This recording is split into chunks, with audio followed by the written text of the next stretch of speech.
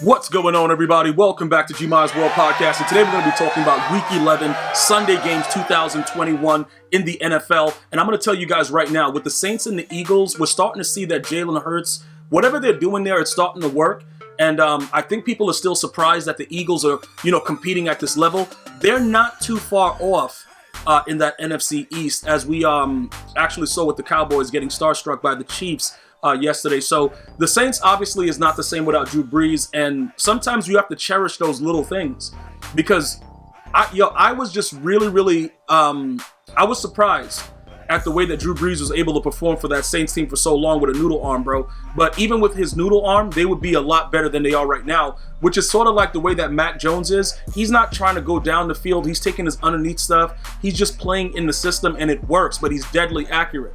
That's what Drew Brees was. He was just deadly accurate, and he threw the ball short, dude. Like, everybody knows what it was, bro. The dude had that shoulder injury. He was never the same, so it is what it is. And then, obviously, Jameis Winston is out. Trevor Siemian is not the answer. You know what I'm saying? The dude sucks. So it's like, all right, cool. What are we going to do? Nobody should be surprised about the Saints struggling. But the Eagles are a surprise because they are playing very well right now, so people got to look out for them. The Dolphins and the Jets. The Jets had a very good opportunity to win this game. I wasn't really sold on the fact that they could possibly win it, but it was just very good to see them compete. Tua with that late touchdown was very, I don't know what it is about him. I have to he looks so small, but like how Kyler Murray is small? Tua just looks like a real tiny guy on the field. You know what I'm saying? Like, you kind of look at Kyler like, yo, that dude is dangerous. But then Tua, you're not really scared of him. So I don't know what to really gauge from that situation. So I don't know if that's something that's going to follow him throughout his career. Because it's like certain people that demand respect when they walk on the field regardless of stature. And I get that from Kyler. I don't get it from Tua. But he was able to pull out this win, so kudos to him. The Jets fought, but they suck. Washington football team and the Panthers. Very good to see Cam Newton come back. I know a lot of you guys are like, yo, Ron Rivera, Cam Newton. Ron Rivera didn't pick him up when he had a chance to pick him up, whatever. They hugged at the end of the game, but it was very suited that, the way they lost. Cam Newton gets sacked, the game's over. The defense of the Washington football team, Ron Rivera is pretty much known as a defensive guy, so it was pretty cool to see that. But Cam Newton did play well, so you can't take that from him, in my opinion. He threw some dots to CMC. Are the Panthers more dangerous with Cam at quarterback than, let's say, the Teddy Bridgewater that they got rid of and sent to the Broncos? Yes, they are, more dangerous with him. But he doesn't look the same. He's not Cam Newton of old, so I don't expect much. And we saw that with a lot of the read options that they did. He's just not able to do what he used to do. His body is beat up, and it's not the same thing. So ultimately, I wouldn't expect much, but it was good to see him come back there and reunite with the team again as a starter in his second week back. The Colts and the Bills, this was surprising, but this is not the biggest upset that I'm talking about. Jonathan Taylor is the 5th player in the Super Bowl era with 200 scrimmage yards, 5+ TDs in the game. So this guy is out there doing whatever he pleases on a regular basis. At some point, he's going to become a household name. What's interesting is there's still people that don't know who he is. And, it's kind of weird because he did some of these things last year. So it's like, all right, when are we going to start to recognize this young man's hard work and what he's doing? And then we got to look at the Bills, because now the New England Patriots are all of a sudden number 1 in the AFC East. So it's like, okay, what are we doing right now? Look, the Bills, Josh Allen is getting boxed, and it's like the way that they're locking him up, it's crazy because he has some really, Stephon Diggs is still pretty good at football. You know what I'm saying? So it's like, yo, how are they scheming and taking away his run and his ability to throw the ball super fast into, the open zones? They just took everything away from him yesterday. I was very surprised at the blowout, but not surprised that the Colts are winning, because when you have a running game, it doesn't matter as much that Carson Wentz is the quarterback. What the issue is the running game is so solid, you can do whatever you want once that happens. Jump into the Lions and the Browns. This game was extremely boring, and I do believe the Browns should have lost it. The Lions coming in with a whopping 0-9-1 record, one of the most ridiculous records in the history of football. But neither of these teams were impressive. And that's not saying much, but I don't really know what's going on. I think Baker's injured. I don't know what's happening, bro. But the Browns, I don't really know what to say to Browns fans, because it started off like an exciting year. It's always like a lot of hype. OBJ, they got rid of OBJ. It's a lot of different things going on. But they're not really living up to expectations, because the Lions are going to play hard because Dan Campbell as a head coach is really good at what he does. But you still have to beat bad teams badly. and the Browns are still not able to do that. So I don't know where they're going and what's going to be happening with that situation. The Niners and the Jags. The Niners have been playing pretty well. Reception TD in 3 straight games for George Kittle. I like the system that they're working with right now. Everybody expected the Niners to beat the Jags. I don't think anybody thought about this, like, the Jags, Trevor Lawrence. Like, nobody's doing that. The team is not that good right now. But the Niners is what everybody is watching because they can still be very, very dangerous. And the NFC West is kind of it's really, really weird the way that the NFC West, like, it's a chance that the Niners might be able to come out there with a wild card, like they got extra playoff spots. We got to watch what the Niners can do. Not to say that they're going to do anything in the playoffs, but you still have to respect them defensively because they do have a solid defense when they want to play. Offensively, you already know Deebo Samuel going to do what he got to do. It is what it is. They have a lot of different things, and like I said, George Kittle, he's the best run-blocking tight end in football, and he gets open. So that's all you can really ask for. This is the biggest upset to date, dude. Texans and the Titans. Now, I understand you don't have Derrick Henry, and I understand that the team is completely different without your workhorse, right? But at some point, Ryan Tannehill has to make a play. And this is what I was trying to tell you guys before. Gmias, you don't give Tannehill no credit. The Titan fans, these crazy Titan fans. He gets no credit because he's not that good, bro.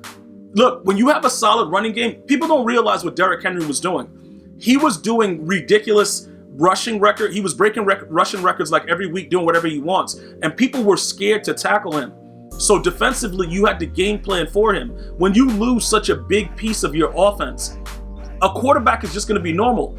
Ryan Tannehill is not, like Tom Brady, Peyton Manning. Like, he's not that. He's a guy that takes advantage of the run game, uses it for play action, and throws open dots, bro. That's what he does. I'm not knocking him for what he's been able to accomplish with the help of Derrick Henry, but obviously when the threat of the run game isn't there, it's only a few QBs that can still perform well, and he's not one of them. And that's pretty much it. Now, the Packers and the Vikings, this is what it's all about. The interception that never was. If you guys watch this game, I was tweeting with it live over at GmiasWorld on Twitter. You guys can find me on Instagram, Twitter, Twitch, Facebook, all at GmiasWorld if you guys are interested in that. But this guy, First Cousins, a.k.a. Kirk Cousins, bruh, he threw a pick.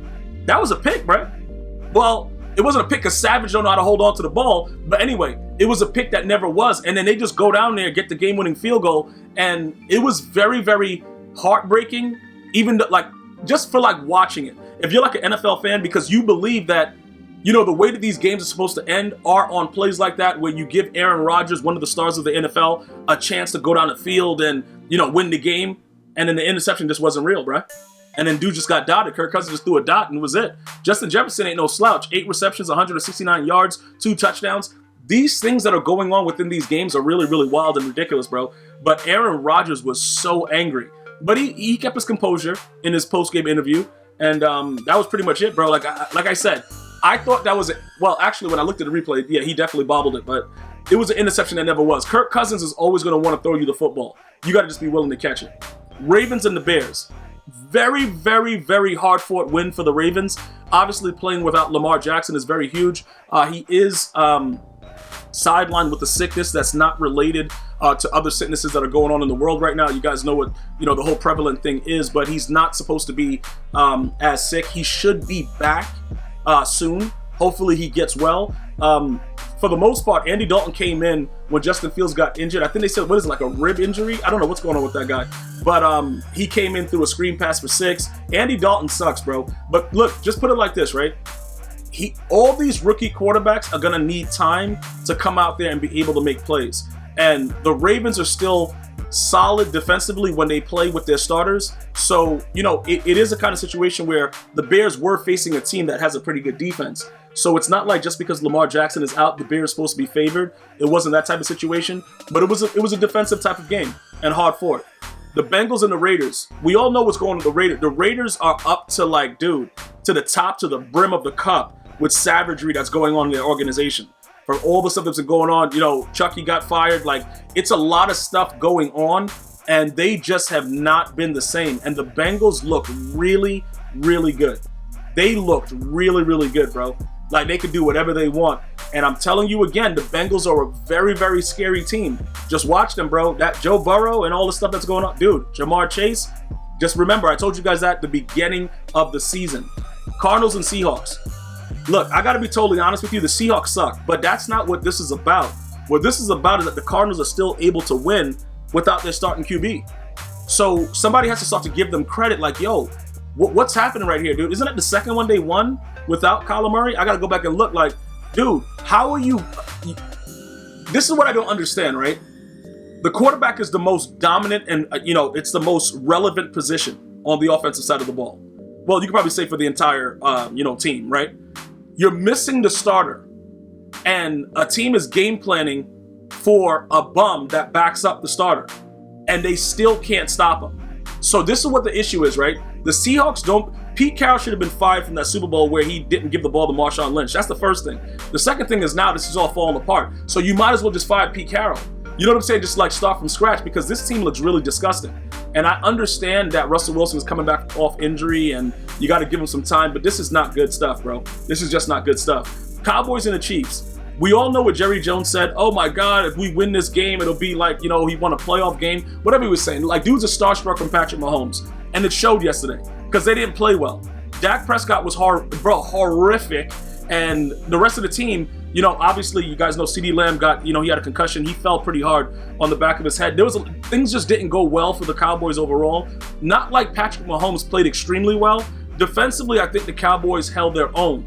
It was offensively that Dak was just so disgusting. And that was when Troy Aikman starts saying stuff like that, like, yo, this guy's way off and he's like a diehard Cowboy fan, something's going on. So again, it's not like Patrick Mahomes, blew the doors off the stadium. They played very, very decent, but Dak Prescott was horrible. And that's pretty much all that it is. And I'm not ready to say that the Chiefs are back either. I'm not ready to say that, bro. But, when dudes don't play well, things like this are going to happen. Steelers and the Chargers, Sunday night game. The Steelers came back in the fourth. We were very, very excited about it. It was going real crazy. And then I don't know what happened, dude. Like, what happened? They didn't play any defense. And then dudes are, Mike Williams running down the sideline for 6. Like, dude, people need to understand something. This Steelers team is not the same team. And I got to say another thing about, with the lineman that was out there going wild. I forgot, bro, why do I now forget his name? The dude that punched the dude? I can't remember the dude's name. Like, the dude literally punched the dude, and I can't remember what his name is, bro. It was so hilarious. It's Cameron Hayward, bro. So this dude, Cameron Hayward, he tackles the court. He tackles Justin Herbert and punches him, bro, and then he's not getting suspended allegedly. That was the highlight of the game. But ultimately, they lost, and that is what it is. Nothing to write home about. I'm going to see you guys soon. Enjoy your holidays. Until next time, one love, y'all.